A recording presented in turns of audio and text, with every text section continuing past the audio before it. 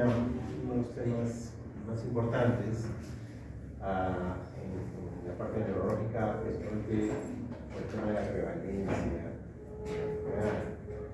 Acordarse básicamente que la enfermedad cerebrovascular termina siendo fundamentalmente el fin de muchas otras comorbilidades, ya sea de lo que el paciente hipertenso, ya sea el paciente diabético, ya sea el paciente fumador, paciente obeso, paciente epidémico, y todos terminan fundamentalmente con un daño vascular, ¿no?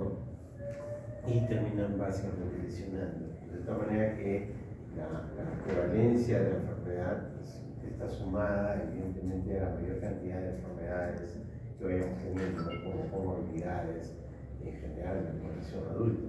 Y esto se va incrementando con todo lo que son los estilos de vida, ¿no? Entonces, de tal manera que la cerebrovascular en general la vemos con mucha frecuencia, y el problema fundamental es que genera todo un problema sanitario. Uno, porque el orden de lo que significa la parte isquémica usualmente genera mucha discapacidad, es decir, el paciente termina debido a discapacidad, lo que lo inhabilita para una serie de cosas en mayor o menor grado. Y en el tema hemorrágico, en general el pronóstico es malo, o sea, es cuando uno ve el tema del pronóstico de la enfermedad hemorrágica espontánea, es realmente bastante luminoso. O sea, hay mucha mortalidad o mucho deterioro, mucho daño neurológico. De tal manera que en ese sentido, siguiéndonos ahora, vemos un poco el tema de las vasculares, deberíamos de actuar siempre en un tema básicamente médico, es decir, básicamente como una atención en la cual cuando vemos a un paciente hipertenso, cuando vemos a un paciente diabético, cuando vemos a un paciente con dislipidemia, o cuando tengamos algún tema de pacientes que tengan riesgo de tener disfunción del endotelio, al final todos ellos van a tener un mayor riesgo de enfermedad cerebrovascular. Entonces, la labor realmente está en anticiparnos básicamente al manejo de sus pacientes. Es decir, al diabético, instruirlo para evitar como una termine en un evento, en el paciente hipertenso igual, ¿no? Si no, al final de cuentas no tiene mucho sentido. Si vamos a manejar al final el tema solamente como enfermedad cerebrovascular, vamos a estar perdidos, ¿no? Porque realmente el sistema sanitario no soporta la cantidad de pacientes de este tipo, y las familias tampoco. Entonces, eso es lo normal, ¿no? Entonces, esto es simplemente para hacerles recordar estas dos situaciones, ¿no? Uno va a ser tener evidentemente, por un lado, lo que significan las hemorragias cerebrales, y por otro lado, lo que significa todo lo que es stroke, lo que significa infarto cerebral, ¿no? El detalle es que cuando uno ve lo que es stroke, siempre hay dos opciones siempre. Uno es de que el foco de enfermedad, si bien en la parte cerebral, sea simplemente porque se desprende fundamentalmente de un fenómeno embólico de la arteria. Es decir, si yo tengo básicamente una enfermedad aterosclerosa en carótida, con estenosis carotidia, con básicamente obstrucción por un tema de un trombo o por un tema de una placa de enteroma en carótida, evidentemente que voy a desprender, y eso en un momento determinado va a viajar y va a terminar en un fenómeno fundamentalmente isquémico, ¿no? El otro tema, el que más lo conocemos, es el tema básicamente cardiovascular, es decir, tengo una enfermedad valvular, tengo una estenosis mitral, y evidentemente se forma trombo, y eso básicamente hace una embolia,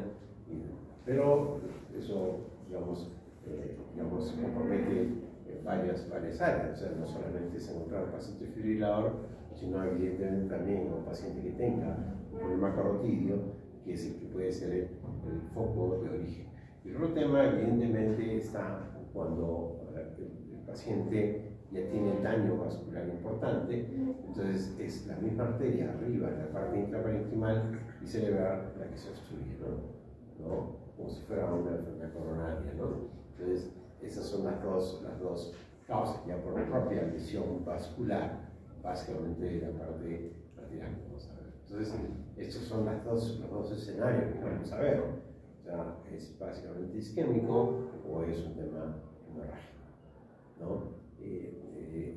Cuando revisemos nos vamos a dar cuenta que realmente el armamentario o las herramientas que tenemos para manejar esto no son muy abundantes, no son muy digamos, que resuelvan el problema. Por eso aquí el tema siempre está, si uno sospecha que el problema fundamentalmente está en la parte vascular, en la parte arterial, y es la arteria la que en un momento determinado ya está dañada y la que se va a tapar o se va a obstruir, pues evidentemente ahí siempre pensamos en la parte primaria, o sea, el endotelio, quien generó daño endotelial, que es el diabético, el hipertenso, el obeso, el epidémico, todos ellos son básicamente aquellos que van apuntando fundamentalmente al daño vascular que termina en una lesión de este tipo. O sea, cuando vemos un paciente en el hospital que se ha infartado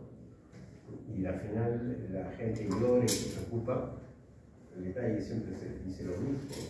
Mira, esto acá solamente es el resultado, pero que básicamente no se ha resuelto o no se ha podido enfrentar a través de muchos años. O sea, si el paciente era 5 años, 8 años, 10 años de diabético, hipertenso, y nunca recibió el tratamiento, recibió el tratamiento regular, va a terminar en eso. O sea, este es el daño final, o es el evento final de una enfermedad mal manejada, ¿no? Entonces, eso es inevitable, ¿no? Entonces, esto es lo que siempre debemos tener en la cabeza. Es diferente si uno tiene un aneurisma congénito, ¿no? Y que evidentemente eso se rompe, ya es un tema totalmente espontáneo, y no lo puedo haber previsto. Pero básicamente el tema está siempre en la mayoría de ellos, básicamente están en este lado. Entonces, cuando uno ve la mayor cantidad de eventos, básicamente van a ser fundamentalmente el tema de lo que significa el tema de Stroke, ¿no? La hemorragia intracerebral básicamente va a ser solamente un 10 o 15%. El 80%, 85% son eventos isquémicos. Esa es básicamente la estadística mundial. O sea, la mayor cantidad de pacientes hacen un problema básicamente isquémico. Y dentro de estos isquémicos, unos grupos son básicamente lacunares, que son básicamente para formar pequeños vasos, y lo que son los no lacunares, ¿no? El detalle ahí, básicamente, que son no lacunares en el grupo, que son básicamente estos, que son los que conversamos, que son los embólicos, que son arterias carotídeas, genéticos, ¿no? Y que básicamente en un determinado pueden fundamentalmente tener un foco básicamente de embolia, pero que uno no pudo determinar claramente de dónde está el foco. A veces hay pacientes en los cuales uno no descubre de dónde terminó el embolia. Pero aquí el concepto principal está fundamentalmente en que la mayor cantidad de eventos que vamos a ver son básicamente isquémicos. O sea, frente a un paciente que tiene un evento básicamente súbito, ¿no? O una hemiplegia, una pérdida de fuerza, básicamente algo que nos relacione con el tema básicamente de la parte neurológica, lo primero que tenemos que pensar es básicamente en la isquemia. Hay un grupo de ellos que evidentemente van a ser hemorrágicos, ¿no? Pero no son las frecuentes. Aunque los nosotros hemorrágicos son más espectaculares, ¿no? Aquí es un poco para recordarles lo mismo que hemos conversado. Acuérdense que todo evento vascular va a tener un nacimiento básicamente en un territorio vascular, ¿no? Entonces tenemos el tema de las arterias carótidas, tenemos el tema, que significa el tema de la arteria basilar, se juntan el polígono de Willis, ¿no? Y lo que son estas arterias que ya hemos conversado, que son estas lentículas striadas, ¿no? Que son básicamente pequeñas arterias que son de microangiopatías, son las lesiones de pequeños vasos, las que básicamente son las que en un momento determinado van a romper o van a cerrarse, ¿no? Acordarse siempre de esto, ¿no? El 65% de la circulación corre por carótidas, o sea, da flujo al cerebro, y más o menos un 30-35% lo da el sistema arteriovascular. La clínica del paciente va a depender de cuál es la arteria dañada, evidentemente. Si es una célula anterior, si es una célula media, una célula posterior, si es un territorio arteriovascular o cerebeloso, la clínica va a ser del territorio básicamente que está afectado, ¿no? Por estas zonas, ¿no? Evidentemente que eso hay que revisar siempre, ¿no? La clínica del paciente para más o menos guiarse un poco y poder ubicar la zona de lesión y ver cuál es la arteria complementaria. Ya lo hemos visto en el mismo cuadro, ¿no? El tema básicamente el que se nos podría escapar es esto, ¿no? Cuando hemos hablado de lesiones centrales, hablamos de lesiones pequeñas arterias. Cuando hablamos de lesiones básicamente poco periféricas y grandes, son usualmente malformaciones vasculares, ya sea como una malformación arteriovenosa o como un aneurisma. Entonces, evidentemente que eso va a dar un cuadro sumamente paradoso, ambas son eventos vasculares, ambas usualmente son eventos bruscos, ¿no? En los cuales básicamente el compromiso, ya sea motor, ya sea sensitivo, ya sea de compromiso sensorio, dependiendo de la magnitud de la lesión. Lo que sí ocurre a veces es que en estas malformaciones arteriovenosas o en los aneurismas no hay la historia del paciente con daño arterial. O sea, no es el paciente ni hipertenso, no es el paciente diabético, no es el paciente que trae factores de riesgo, es solamente un tema cutáneo. Pero sí puede haber una historia de familias de portadores de aneurisma. Entonces, evidentemente, el paciente portador de aneurisma, la familia ha habido 2 o 3 aneurismas por ahí, evidentemente puede haber fundamentalmente y pudiera en algún momento determinado frente a algún tipo de síntomas, son cefalias persistentes, básicamente tratar de poder ser evaluado de forma un poco más precisa, ¿no? Eso puede ocurrir, eso puede ocurrir. Les vuelvo a recordar esto, la parte tomográfica, que es en este momento un estudio súper importante para poder evaluar, evidentemente, aparte de la clínica, siempre tomografía es básicamente un estudio de apoyo al diagnóstico, ¿no? Eso no hay que olvidarse de ello, ¿no? Pero que nos ayuda mucho en tratar de confirmar lo que nos estamos viendo, ¿no? Entonces, tratar de ubicar fundamentalmente el tema de la arteria dañada, de la lesión, que pueda básicamente generarse. Entonces, son básicamente las arterias pequeñas, por las anteriores, o lo que significa el tema de las industrias, versus una arteria cerebral anterior, media, posterior, ¿no?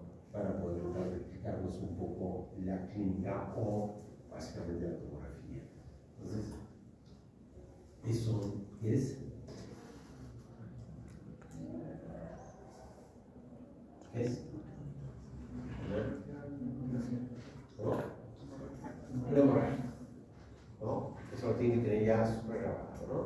O sea, lo que se ve es así como blanco, la parte tomográfica es básicamente sangre, ¿no?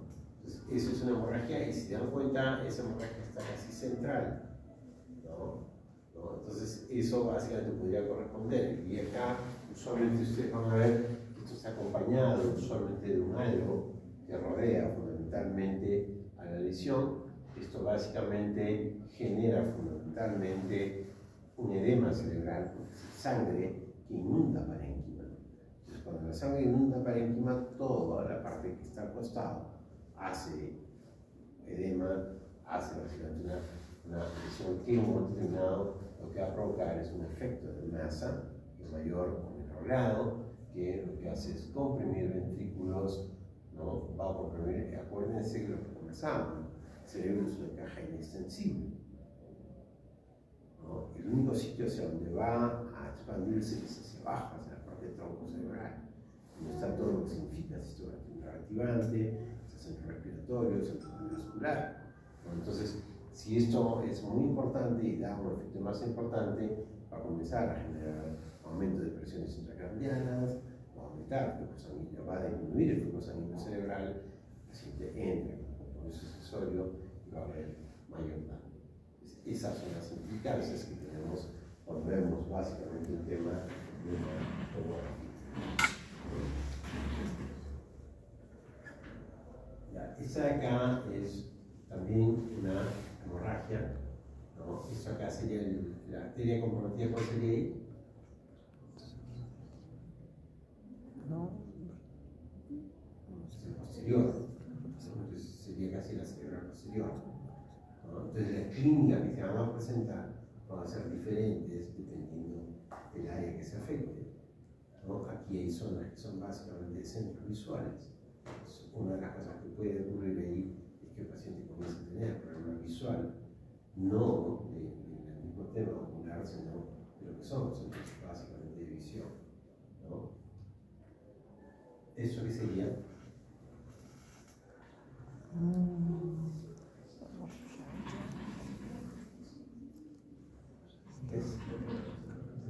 Tienen que ver en sus prácticas esto. En el examen vienen estas tomografías, ¿verdad? En el caso clínico, yo lo voy a presentar en el examen lo que significa una tomografía y ustedes tienen que generar una historia a partir de la tomografía. En este caso, ¿no? Me estoy informando. Entonces, ¿qué es esto? Una hemorragia antigua. ¿Qué? Una hemorragia antigua. No. Es un infarto. Es un infarto que sí, el infarto en general no produce mucho edema, porque lo que ocurre es básicamente que se obstruye un vaso y la zona simplemente se seca. Las zonas antiguas quedan como zonas de encefalopalacia, ¿no? Pero esta parte es una zona de infarto extenso que compromete prácticamente casi lo que significa la parte de la cerebral media, ¿no? Pero tiene el hallazgo adicional de que desvía la línea media y empuja la parte del ventrículo. Es un infarto, lo se llaman infartos cerebrales malignos. Prácticamente actúan básicamente con una gran extensión de lesión, y el riesgo de estas lesiones es que, aparte de tener todo este efecto de masa y compresión del tronco cerebral, también lo que hacen es que pueden básicamente sangrar, o sea, pueden tener toda una transformación hemorrágica. Si de lo que inicialmente comenzó como un tema isquémico, ¿no?, de infarto, se transforma en un tema hemorrágico, ¿no? Entonces, eso puede ocurrir cuando los infartos graves, cuando una recomendación siempre, por ejemplo, que estos pacientes uno podría dar la degeneración plaquetaria, pero cuando uno ve que hay más del 30% del compromiso de parénquima en uno de los hemisferios, ese paciente no debe darle nada prácticamente, porque ese paciente puede transformarse en una zona hemorrágica.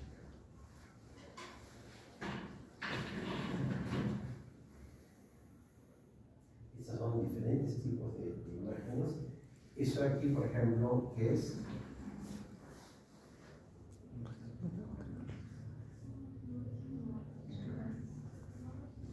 Claro, es una hemorragia, pero que adicionalmente, ¿qué hace?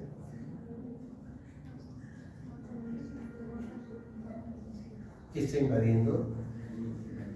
Bueno, invade los ventrículos, Es una hemorragia que aparece y inunda el ventrículo, ¿no? Entonces, y eso genera evidentemente lo que hace es integrar con el tema adecuado, ¿no? Entonces, aquí la idea es esto, esta aquí es más o menos parecido a lo que les enseñé antes, ¿no? Esto es un infarto cerebral, pero es lo que es un infarto cerebral maligno, ¿no? Lo que hay es básicamente compromiso hizo toda la parte de la cerebral media, que se llama la cerebral media maligna, ¿no? En la cual básicamente se desvía la línea media, se desvía por un lado, comprime ventrículos, y evidentemente lo que genera es un aumento de presiones intracraneanas. Eso no tiene a dónde irse sino hacia abajo, hacia la parte del tronco cerebral, compromete el sensorio, ¿no? Y el paciente entra en coma. ¿No? Ese es básicamente esa historia. Esto acá es una urgencia en la cual sí, la única alternativa es operarlo. ¿Quién es este cerebro? Este cerebro, ¿quién es? ¿Conocen, no? Gustavo Cerati hizo un infarto cerebral mientras cantaba, mientras hacía su tema que se llama en Venezuela, hace básicamente, él solamente tenía 50 años, pero el detalle estaba que era un fumador, ¿no? Y probablemente tenía más antecedentes de enfermedad arteriosclerosa y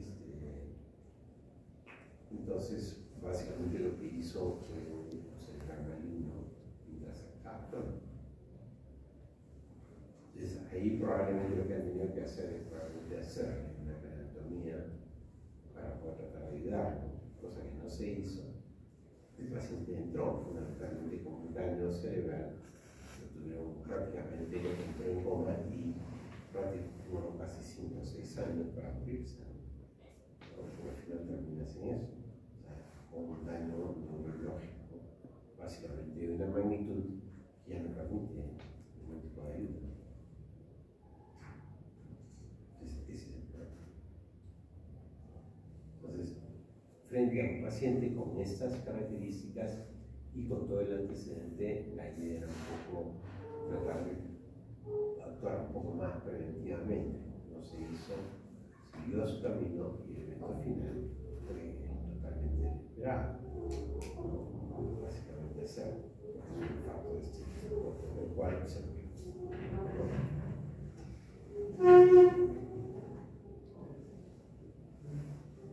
Eso son infartos cerebrales múltiples que uno puede ver. ¿No? Son infartos cerebrales, ¿no? Los cuales uno tiene que evidentemente buscar lo que significa la causa, de por qué básicamente se dispara como un abanico esa zona, ¿no? Entonces uno tiene que tratar fundamentalmente de tratar de hacer todo el estudio que amerita para poder ver de dónde está viniendo esto, si esto es un foco embólico cardiogénico, en el caso de un fibrilador auricular, o en el caso de unas pacientes que tengan carótidas dañadas y prácticamente comienza a disparar todo lo que son partes.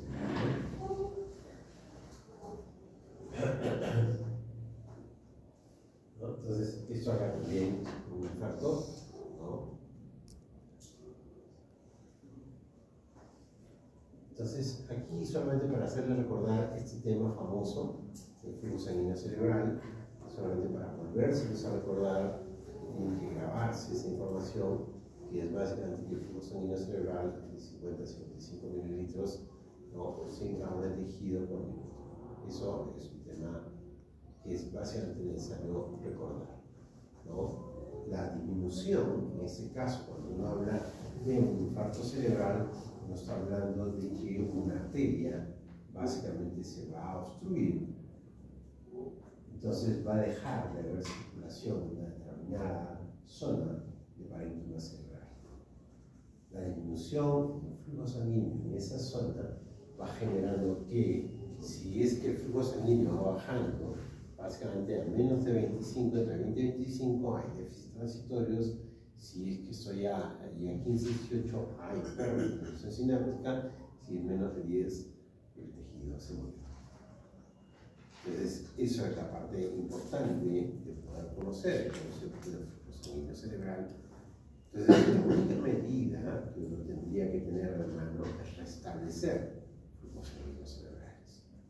O sea, es lo único que uno podría tratar de hacer. O sea, hacer que si el flujo sanguíneo cerebral se había caído de una determinada zona vuelva a su valor adecuado. Entonces, eso es básicamente lo que más o menos trata de determinar fundamentalmente esto, ya lo que pasamos el otro día, ¿no? Igualmente acá y acá, ya habla del tema de tiempos, ¿no? Para poder hacer. En general se considera hasta 3 horas, 3 a 4 horas, el tema del tiempo para poder fundamentalmente actuar, ¿no? Pasado ese tiempo no tiene ningún sentido, ¿no? Básicamente hacerlo eso, porque prácticamente ya el tejido se infartó, el tejido no recibió sangre, el tejido se murió. Ahí podemos encontrar un tema de tiempos de forma importante. El sistema de autorregulación, que también ya lo conversamos, ¿no? Para tratar de regular básicamente el tema del sistema vasomotor, ¿no? Y lo que se denomina. Entonces, cuando hablamos de problemas cerebrovascular isquémica, es una emergencia, pero estamos comentando, ¿no? Es una emergencia porque fundamentalmente, si no actuamos en el tiempo adecuado, tienes una parte del tejido parenchymal, una parte del tejido cerebral que va a morirse, ¿no? Entonces, la idea es básicamente pensar que el tema es que los pacientes muchas veces, la mayoría de veces, no llegan usualmente a tiempo. El paciente, hay que recordar que el paciente usualmente, cuando son pacientes hipertensos, por ejemplo, que tienen de fondo, usualmente la mayor cantidad de eventos vasculares ocurren en la madrugada, ¿no? Y eso, no sé si lo dije la otra vez, tiene una razón, ¿no? Usualmente el paciente hipertenso, o la mayoría de personas, usualmente cuando duermen, las presiones arteriales bajan, ¿no? Las presiones arteriales disminuyen en todo, la parte metabólica, todo el cuerpo cuando duerme básicamente baja a un mínimo, ¿no? La presión arterial también en la mayoría de pacientes. Sin embargo, apenas uno abre los ojos en la madrugada, puede ser 5 de la mañana, 6 de la mañana, apenas uno abre el ojo, la presión arterial se dispara. Entonces, es por eso que los eventos usualmente isquémicos o eventos cerebrovasculares, como los infartos de miocardio, ocurren principalmente en la madrugada, cuando el paciente se despierta, hace el evento, y el detalle es que en lo que la familia se da cuenta que esto ha ocurrido, usualmente se dan cuenta más o menos cuando a las 8 o 9 de la mañana el familiar no baja a tomar desayuno. Lo van a buscar, lo van a ver, y lo encuentran básicamente ya hemipléjico, o lo encuentran con todo el daño neurológico. Y ahí uno no sabe cuántas horas han pasado. Si el paciente se despertó a las 5 de la mañana y a las 5 de la mañana fue el evento, a las 9 de la mañana ya pasaron 4 horas del evento. Entonces ahí ya no hay mucho que hacer, ¿no? Entonces ese es el problema siempre de lo que significa el tema de atender un grupo de sus pacientes. Hay muchas familias que todavía lo que hacen es esperar. Dicen, no, vamos a esperar para ver si esto mejora o no mejora, ¿no? O esperar a que alguien venga de la familia para ayudar. Entonces llegan a las 10, 11 de la mañana, 12 de la mañana, y recién nos están llevando al hospital a las 11, 12 de la mañana, cuando han pasado ya prácticamente casi 6 o 7 horas del evento.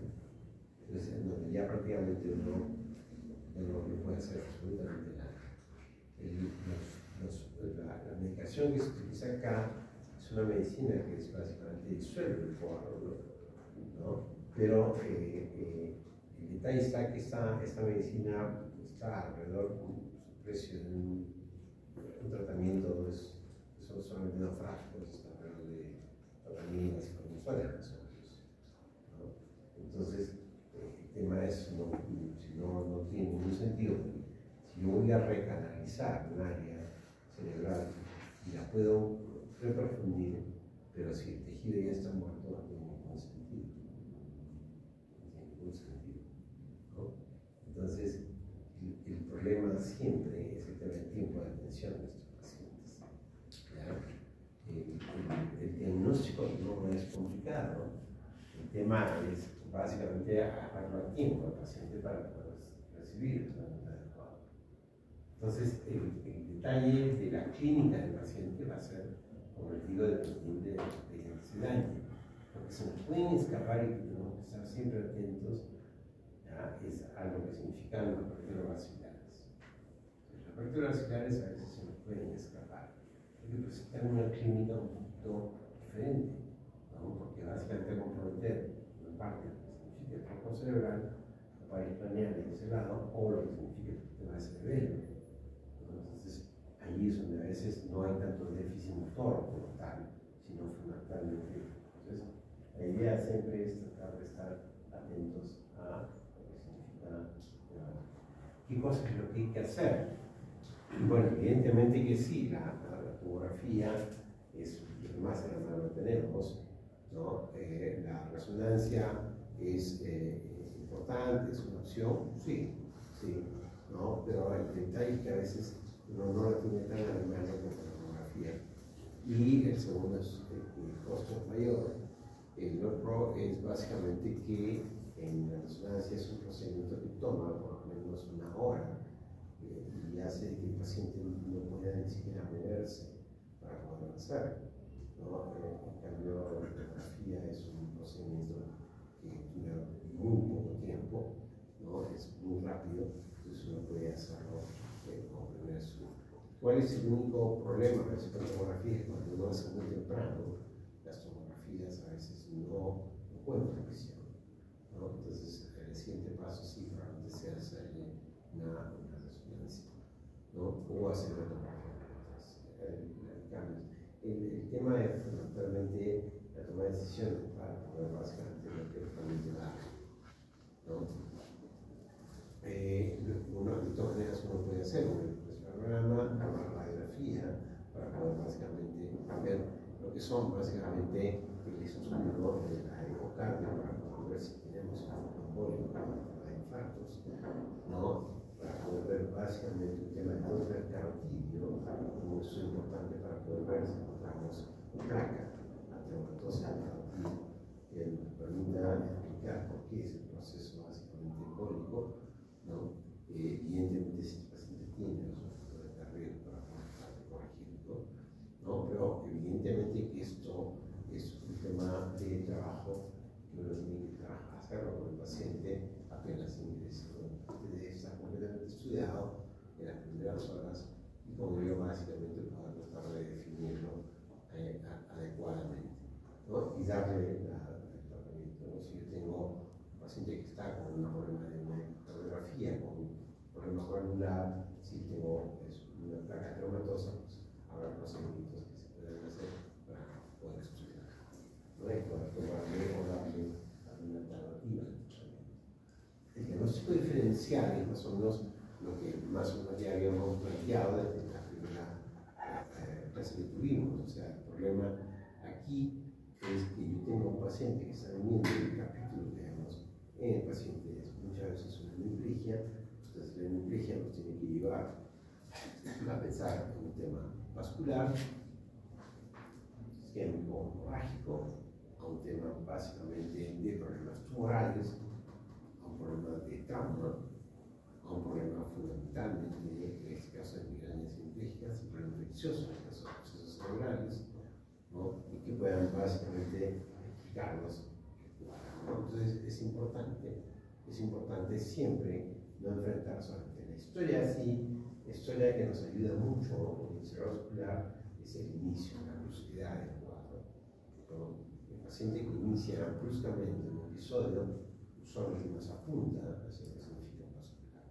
Y evidentemente si ese paciente tiene asociado fundamentalmente todo un cortejo, unas comorbilidades que suman. Son diabéticos, son hipertensos, son fumador, ¿no? tengo dislipidemias, evidentemente todo eso, frente a un paciente que hace un evento, bruscamente tengo que empezar una menstruación. Entonces, es importante, fundamentalmente, ver quién es nuestro paciente, ¿no? Entonces, aquí una parte importante es básicamente tratar de muchas veces entender que a veces vamos a ver pacientes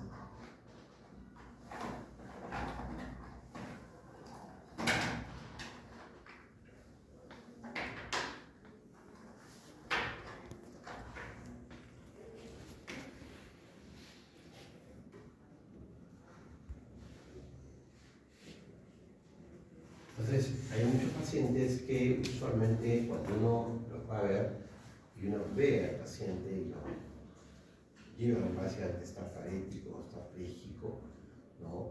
Está con un daño y ese paciente usualmente lo va viendo en el transcurso de las primeras horas o las primeras 4, 5 horas, 6 horas y este paciente usualmente se recupera casi un 100% o el 100%. Entonces, cuando esto ocurre dentro de las primeras 24 horas, es lo que se llama fundamentalmente lo que son episodios de isquemia transitoria, ¿no? Es decir, ha venido un tema de, que significa un trombo, ¿no? Obstruido, ha generado un déficit, ¿no? Pero luego eso se ha permeabilizado el vaso y esa zona quedó totalmente libre nuevamente, quedó reprofundida, espontáneamente. A ese episodio se le denomina como un daño neurológico, pero que este ha sido básicamente en las 24 horas y con una recuperación al 100%. ¿No? Entonces, a este paciente se le denomina como que es una isquemia cerebral transitoria. ¿Cuál es el problema de estos pacientes? El problema está en que uno a veces ve al paciente y delante de uno, el paciente se puso en otra. Entonces la idea es, ¿qué debo yo pensar con este paciente? ¿Qué es lo que va a pasar? Porque el paciente quiere irse a su casa, la familia fundamentalmente ya quiere llevarlo. Pero la idea es que debemos tener en cuenta que este paciente, lo que va a ocurrir es que este paciente va básicamente a tener nuevamente un episodio. Evidentemente que a veces no vemos una tomografía, la tomografía sale normal, pudiera hacerse una resonancia y esa resonancia pudiera demostrar que hay zonas isquémicas que no han sido detectadas en la tomografía y el paciente clínicamente está 100% recuperado. Entonces, eso es una opción siempre también, ¿no? Pero la idea es que en este grupo de pacientes, la posibilidad básicamente de que este paciente repita fundamentalmente el nuevo episodio es más o menos 20% al mes, ¿no? Y más o menos 10% a los 3 meses. En las primeras 72 horas, la posibilidad es básicamente que vuelva a ocurrir. El paciente tiene que ser advertido, porque ustedes, si con tranquilidad lo mandan a su casa, le dicen a la familia que todo está normal, que se recupera completamente, ese paciente al segundo día o vuelve ya infectado. Entonces uno tiene que ser sumamente agresivo con estos pacientes, porque lo que ha ocurrido ahí es que el evento isquémico es como si a uno le avisara, como uno subiera una bandera y dice, oye, esto va a ocurrir. Y si uno no ve eso, simplemente el paciente va a volver a casa y lo que va a ocurrir es fundamentalmente un neuroinfarto cerebral, el cual ya se va a establecer completamente. Entonces, los pacientes, una vez que ocurre el infarto cerebral y el déficit o el daño neurológico queda, usualmente uno tiene unas 2 semanas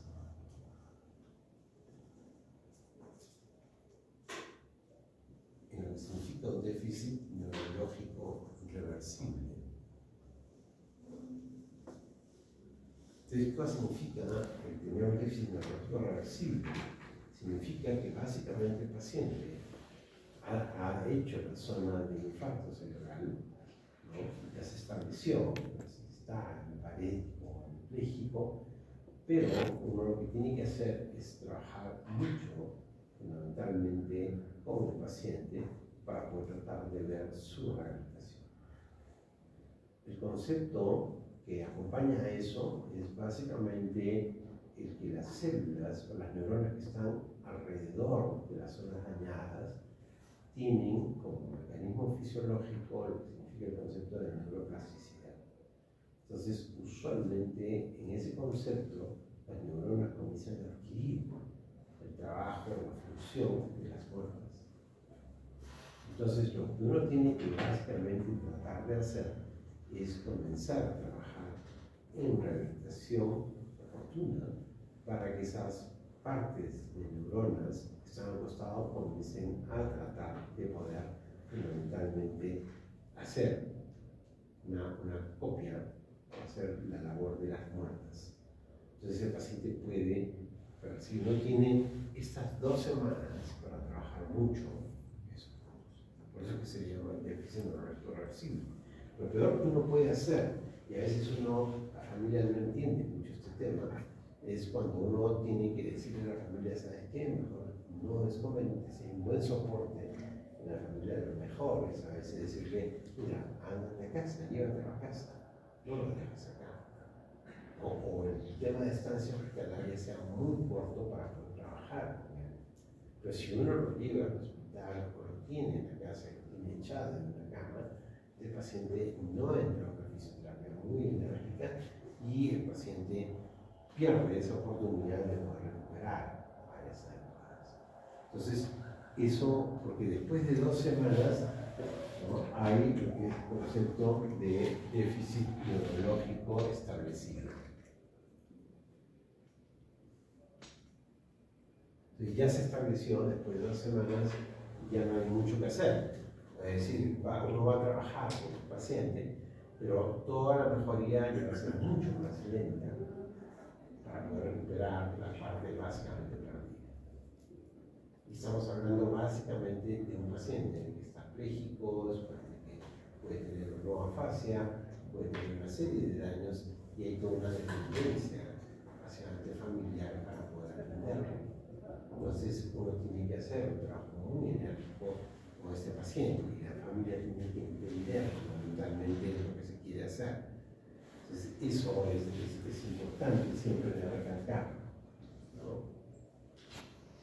Evidentemente que es lo que inicialmente hablábamos, o sea, el trabajo con estos pacientes debe ser más preventivo que básicamente curativo. Es decir, yo debo tratar fundamentalmente de que el paciente con un episodio básicamente que ha hecho discriminación transitoria, está realizando, o es un paciente hipertenso, o es un paciente diabético, o es un paciente, la idea fundamental es tratar de trabajar con él para poder corregir y básicamente resolver el problema básicamente vascular. No lo va a resolver completamente, pero está básicamente en tratar de estabilizar placa, tratar de mejorar si es que el paciente tenía de ser muy agresivo, lípidos, si el paciente tiene fundamentalmente trombos detectados en carotidas usadas, agregantes plaquetarios, si es un hipertenso, manejar presión arterial de forma adecuada, manejar eso. Tiene que ser bastante enérgico fundamentalmente con esto, ¿no? Entonces, aparte de lo que significa el tema de condiciones o de calidad de vida, ¿no? Entonces, lo ideal si tuviéramos la oportunidad de trabajar con este paciente es básicamente hacer un tratamiento de trombolisis. Es decir, sabemos que ha habido fundamentalmente una obstrucción de una arteria, entonces yo lo que trato de hacer fundamentalmente frente a una arteria que está básicamente obstruida, ¿no?, y que está haciendo que todo el tejido se infarte, es tratar de recanalizar esta arteria, tratar de que este coágulo desaparezca. Entonces, mi única manera es disolverlo, pero para eso tengo solamente entre 3 a 4 horas para poder hacerlo. No tengo más tiempos. Si es que esto no lo hago dentro de ese lapso de tiempo, esa zona ya se impactó. Lo puedo recanalizar, pero ya no voy a lograr nada. Eso ya está. ¿Ok? Entonces, el medicamento que se utiliza para esto son medicación que destruye el tronco. Son básicamente drogas que son inhibitoras. Entonces, la idea es fundamentalmente tratar de utilizarlas en el momento, no todos los pacientes pueden básicamente recibirlo, el principal está el tema del tiempo en el cual básicamente va a ocurrir, pero el otro tema está fundamentalmente que hay algunas condiciones las cuales también contraindican fundamentalmente esta terapia. Entonces, el tema es básicamente detectado, hay toda una serie de pruebas que se hacen, ¿no? Esto acá que es básicamente para tratar de manejar el tema de tiempos y ver si el paciente puede o no entrar al protocolo de trombolisis.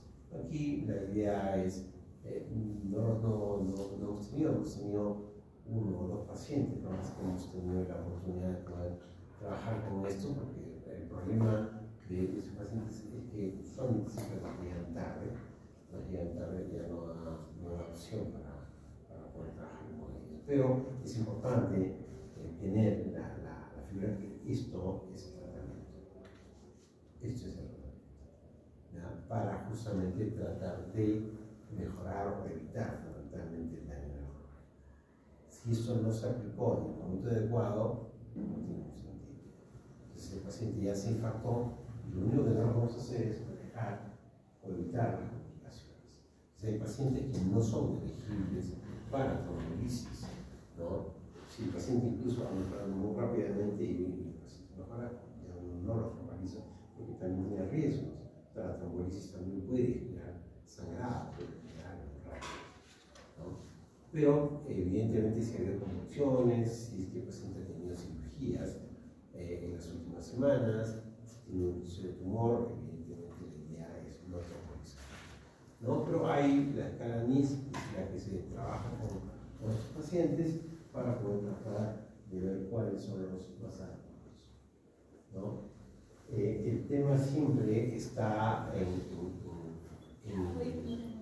el tema de la presión arterial. Estos pacientes usualmente tienen forma de hacer diabetes y hipertensión.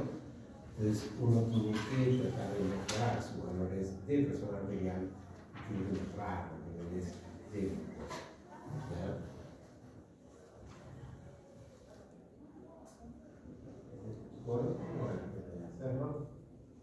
¿No? La complicación principal de trombolisis es hemorragia.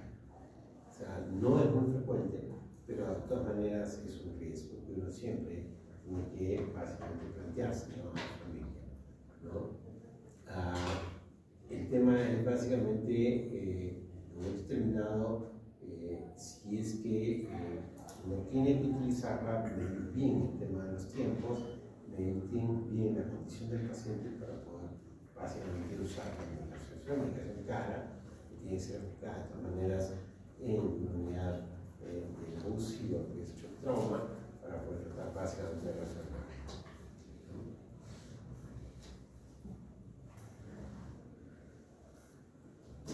Y aquel paciente en el cual ya no llegó después de 3 horas y media, 4 horas, 5 horas, y ya es un paciente que no es tributario con una fibrinolisis, entonces lo que sabemos es que es un paciente que tiene ya un daño establecido, ya se infartó, entonces lo que tengo que hacer es mantener o darle un manejo adecuado. Entonces ahí el tema es fundamentalmente la agregación plaquetaria. El otro tema es básicamente que la anticoagulación uno a veces quiere ya darla, pero ojo, La idea es que nunca se debe dar la población tempranamente, ¿no? O sea, siempre uno debe primero dar la antiagregación plaquetaria y esperar, si no, eso se puede transformar en un tema hemorrágico y ahí sí uno empeora el cuadro, ¿no? En el uso de antiagregación plaquetaria, el mejor antiagregante plaquetario sigue siendo, todo se va básicamente localizando. Todas las recomendaciones siempre utilizan fundamentalmente aspirina, ¿ya? Entonces, como hacía ¿no? Entonces, la figura sí es que a veces en los primeros 2, 3 días, 4 días, a veces hace una dosis mayor de aspirina, pero el detalle está que eso no está completamente descrito y uno luego entra a lo que es lo normal, que son 100 miligramos por día, ¿no? En el tema de la anticoagulación, ahí puede haber algunas diferencias, hay gente que les encanta los anticoagulantes, ¿no? Entonces, eso puede ser más o menos, ¿no? Cuando uno prueba y hace pruebas de otros antiagregantes plaquetarios frente a no hay una diferencia significativa con ellos. Siempre la aspirina ha demostrado ser sumamente barato, tiene pocos efectos colaterales, ¿no? Entonces, evidentemente que la idea es siempre tenerlo a la mano. El gran problema está siempre que eso vamos a depender de usar básicamente una tomografía, porque si tenemos la posibilidad de un evento isquémico o de un paciente que está hemipléjico y no sabemos si es un infarto o una hemorragia, lo mejor es no tocarlo bastante en la tomografía, ¿no? Si bien sabemos que el 80% de estos pacientes son básicamente isquémicos, ¿no? Esto acá es el clopidogrel, a menos de que uno pudiera usar clopidogrel en el caso de que pacientes son alérgicos a aspirina. Entonces, ese paciente puede no usar clopidogrel. Entonces, ahí sí se tiene que usar una dosis de carga de clopidogrel y luego uno entra en las dosis usuales, que son las 35 miligramos. Pero no hay ningún problema, son equivalentes, son básicamente similares para poder tener un manejo adecuado.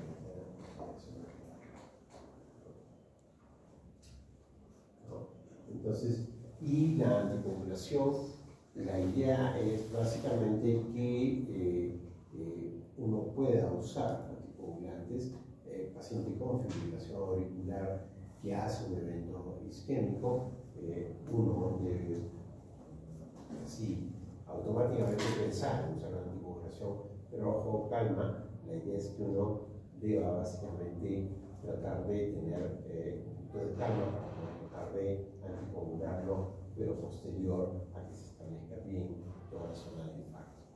Igualmente sucede con el tema básicamente de antiagregación plaquetaria.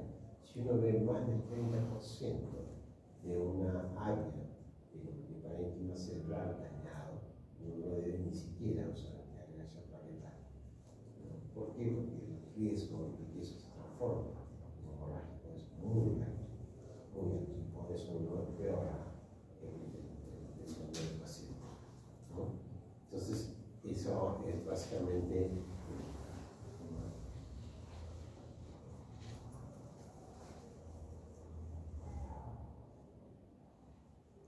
y el otro tema es en el tema de presión arterial. La idea es que esto ha cambiado un poco, las teorías para poder tratar de manejar esto. Acuérdense lo que más o menos conversábamos acerca de lo que significaba el tema del flujo sanguíneo cerebral.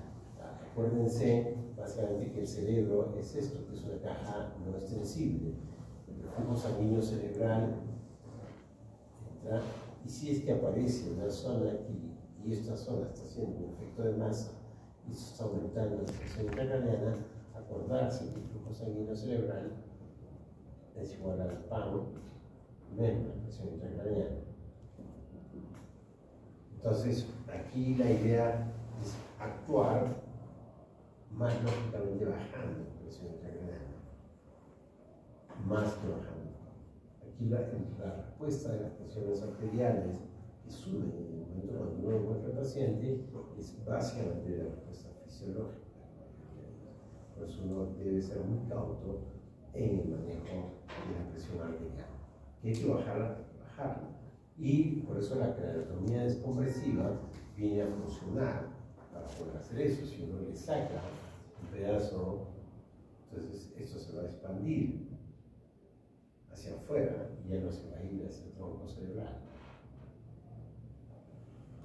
De esa manera, fundamentalmente, lo que nosotros hacemos es mejorar o mantener el tronco cerebral adecuado. Y ese que nos está básicamente como concepto que debemos manejar, que debe mantenerse.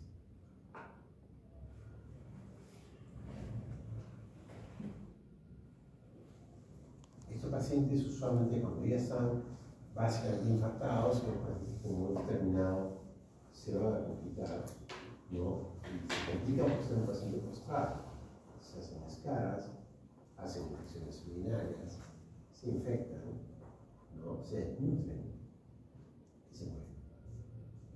Entonces uno tiene que tratar de corregir un poco todo aquello que pueda hacer, tiene que ser rehabilitado lo más tempranamente posible para poder recuperarlo, tratar de tener toda una movilidad adecuada. Por eso cuando comenzamos al inicio de la importancia que significaba estos tipos de pacientes en los sistemas sanitarios es clave, porque usualmente esto hay que mantenerlos, evitar que esté mucho tiempo hospitalizado, porque lo que hace es básicamente empeorarlos, ¿no? Entonces el paciente tiene que estar fundamentalmente cuidado de forma adecuada. Ya uno manejó, tiene que manejar su hipertensión, que es el problema de fondo, tiene que manejar su diabetes, que es el problema de fondo, tiene que manejar la dislipidemia, el problema de fondo. El tema neurológico, lo único que hay que hacer es rehabilitación. No hay drogas mágicas acá, no hay medicamentos que hagan que se restaure la parte del tejido cerebral. O sea, el paciente, a veces las familias dicen, oye, el paciente ha quedado hemipléjico, queremos que le den una medicina para que recupere la movilidad. Eso no va a ocurrir, con ninguna medicina que haga eso. Ninguna.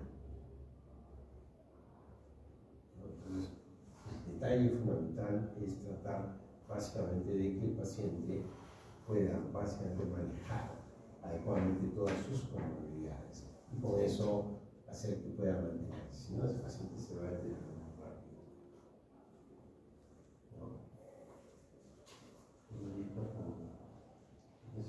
Eso ha ido cambiando un poco, podemos hablar, ¿no? El tema de las convulsiones, usualmente el paciente que hace un evento isquémico no convulsiona, ¿no? Es muy inusual. La convulsión casi posterior, cuando el paciente ya ha pasado mucho tiempo y la zona de infarto que ha quedado se ha tornado como una zona de un daño de tejido parenquimal lesionado. Entonces, eso puede actuar como un foco epileptógeno. Pero fundamentalmente el tema está que inicialmente su delirio del paciente no es convulsión. Por eso, cuando un paciente es visto inicialmente y lo ve uno como un hemipléjico, y el paciente trae también una historia de convulsiones, uno no sospecha inicialmente que este paciente tenga un evento cerebrovascular. Uno puede sospechar que puede tener un tumor, puede tener un absceso, pero no como un evento cerebrovascular. La convulsión no es parte del debut de un paciente con un evento cerebrovascular.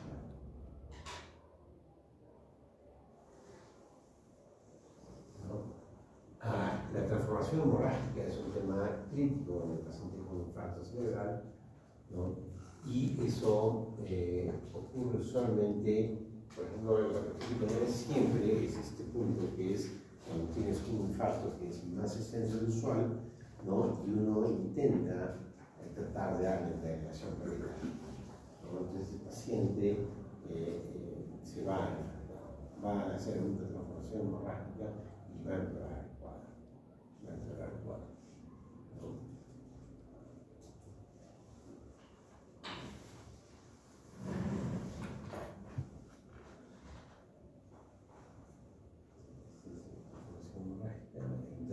infarto y no se convierte en eso. El tema de carótidas siempre es importante evaluar, ¿no? No dejen nunca de tocar con sus carotídeos, porque eso es cuando uno no tiene, ha hecho un infarto más o menos importante, uno hace básicamente el examen y no está fibrilando. Los pacientes con fibrilación auricular, a veces uno, primero que a veces no tiene fibrilación auricular cuando lo examinamos, pero a veces puede haber pacientes fibriladores auriculares paroxísticos, es decir, pacientes que hacen fibrilación auricular, por ahí que ellos tienen el mismo riesgo de hacer básicamente un tema de infarto como que el fibrilador persistente, ¿no? Y el otro es básicamente siempre vigilar carótidas. Todos los pacientes tienen que tener un estudio de carótidas para buscar básicamente si es que hay una estenosis carótida importante en la cual básicamente podamos intervenir. Entonces, también pastilla, hacer algún tipo de procedimientos para evitar que eso siga disparando. ¿Qué son los factores que tenemos que básicamente trabajar siempre? Bueno, evidentemente estos puntos que son el tema de factores de riesgos, hipertensión, diabetes, tumores, lipidémicos. Estos son los pacientes que terminan haciendo y son los que tenemos que corregir.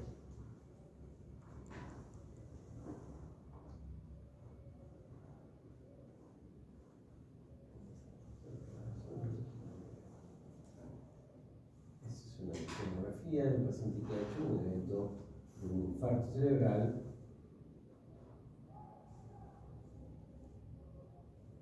La placa no solamente tiene cardiomegalia, tiene un segundo arco aumentado porque tenía una fibrilación.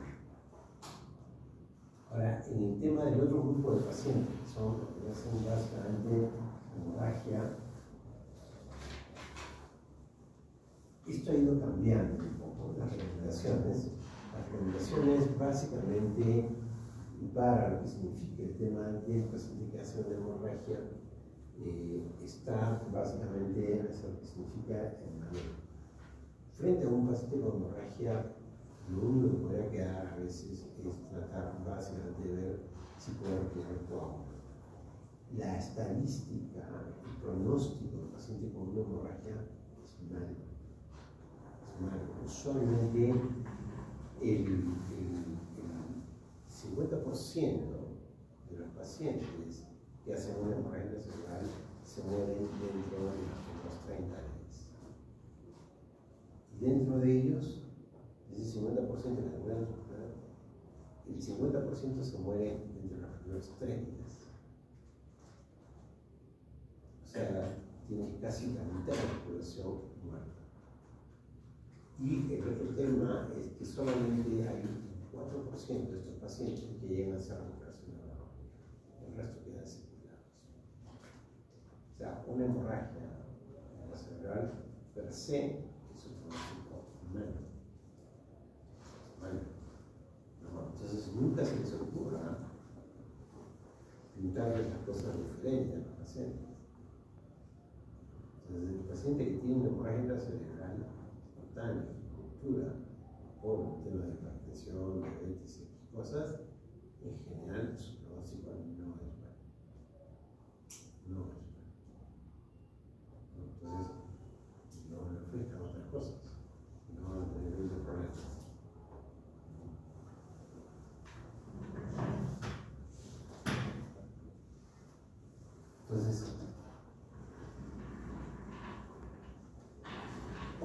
Entonces, aquí el tema es básicamente eso, que es la mortalidad muy temprana, ¿no? O sea, dentro de todo ello yo le he puesto 50, más o menos casi 40%, ¿no?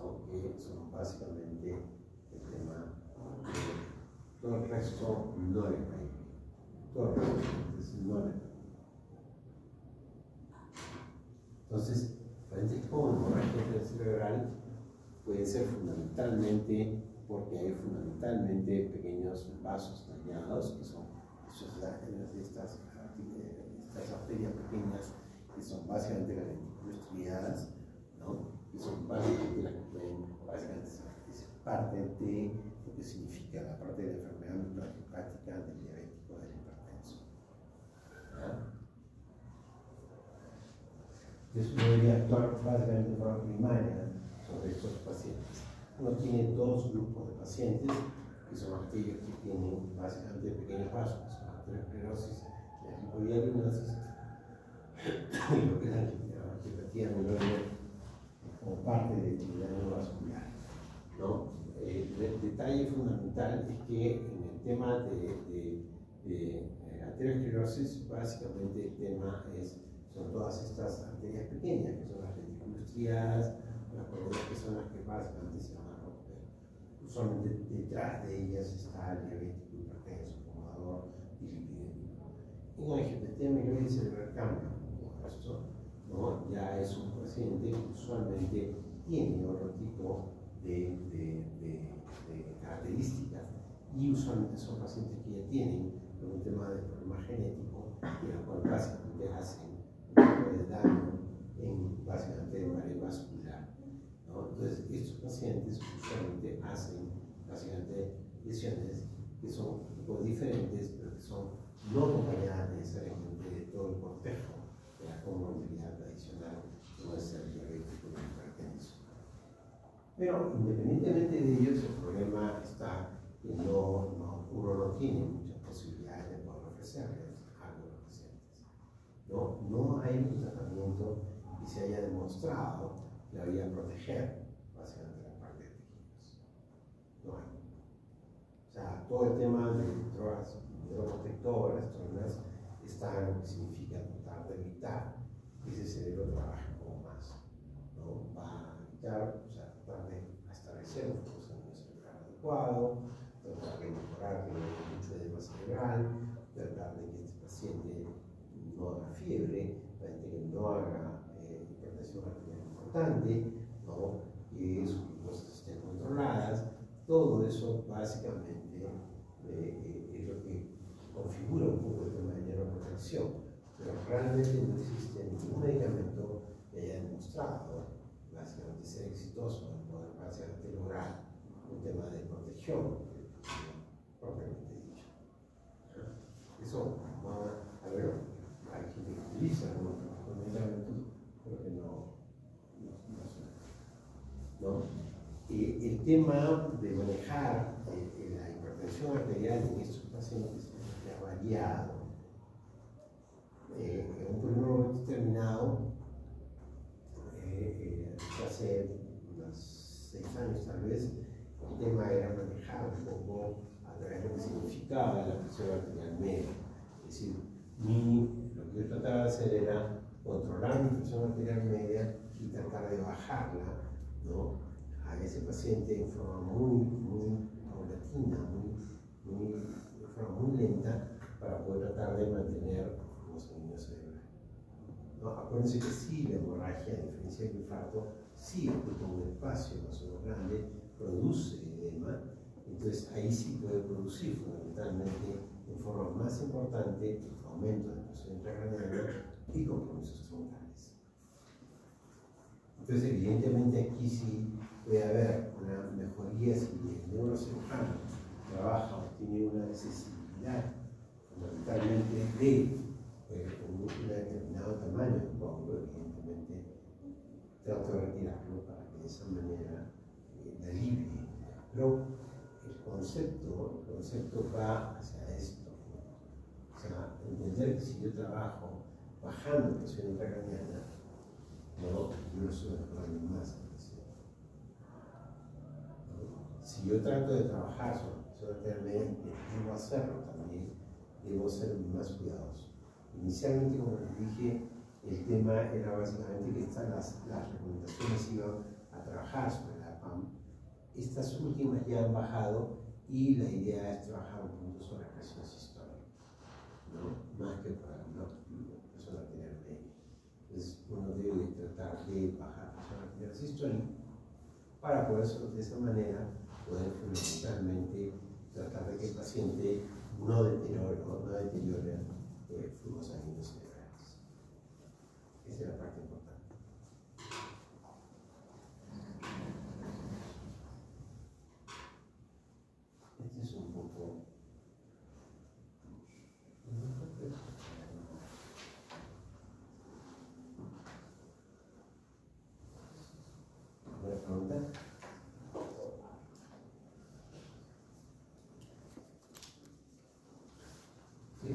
menos que tenemos fuera el escenario externo.